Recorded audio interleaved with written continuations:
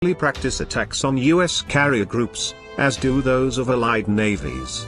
Modern torpedoes cause damage by exploding beneath a ship, an impact that can break the ship's back with dramatic effects. Fortunately, no such torpedo has ever hit a ship the size of a U.S. supercarrier, although the U.S. Navy did conduct a variety of tests on the hulk of USS America in 2005. Those tests, which may have involved underwater charges, of the sort that damaged USS Cole, did not result in America's sinking. She was scuttled in the wake of the process. The short answer is that no one knows how many modern torpedoes a US carrier could take before sinking, but we can estimate with little doubt that even a single torpedo would cause extensive damage, and severely impede operations. Much smaller ships have survived such hits, as have civilian tankers similar in size to CVN-78.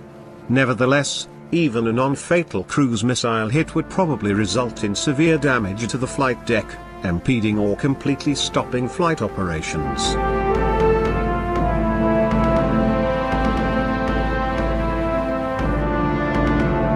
The most important development in carrier-killing technology over the last decade has been the Anti-Ship Ballistic Missile, ASBM. The Chinese DF-21 has the potential to strike American carriers from heretofore unrealizable ranges, and threatens to penetrate existing defense systems. The missile can maneuver in its terminal phase, targeting a moving carrier on a high-velocity final approach. The kinetic energy alone of the weapon could inflict devastating damage on a flight deck, putting a carrier out of action if not sinking it entirely. The development of the DF-21 has forced the US Navy to significantly step up its ballistic missile defense efforts. However, the ability of a US task force to manage a large barrage of ASBMs is in great question. More than anything else, the development of the ASBM has forced the US Navy to reconsider the role of the carrier in high-intensity warfare.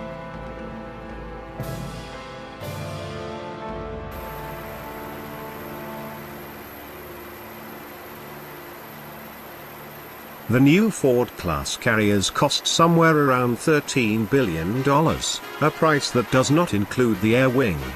With a contingent of F-35CS, F-A-18EFs and various support aircraft, the price of an individual carrier is simply staggering, and the numbers go higher when accounting for the escort group that a carrier requires. Although the per-unit cost will go down as more ships are acquired, the Fords take so long to build that each new ship will need to incorporate a host of new technologies. Just as with the Nimitz class. The tolerance for large defense expenditure in the United States has varied considerably over the past 3 decades. The Trump administration has combined a fondness for increased spending with the grand strategy of retrenchment, an odd pairing. If retrenchment takes hold, then generating enthusiasm for defense spending may become increasingly difficult. And at some point, the military utility of an aircraft carrier may become literally irrelevant, relative to the cost of building, maintaining and effectively deploying the ship and its air wing.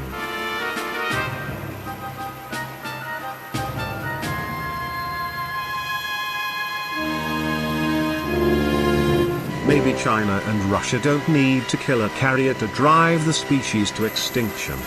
All of the factors above, the weapon systems that can kill carriers, and the costs associated with the ships themselves, come together to create caution about how to use the ships. In the event of a conflict, US Navy admirals and the US President may grow so concerned about the vulnerability of carriers that they don't use them assertively and effectively. The extraordinary value of the carriers may become their greatest weakness, too valuable to lose. The carriers could remain effectively on the sidelines in case of high-intensity, fierce competitor conflict. And if aircraft carriers can't contribute in the most critical conflicts that face the United States, it will become impossible to justify to the resources necessary to their construction and protection. That, more than anything else, will lead to obsolescence, and the end of the aircraft carrier as the currency of national power.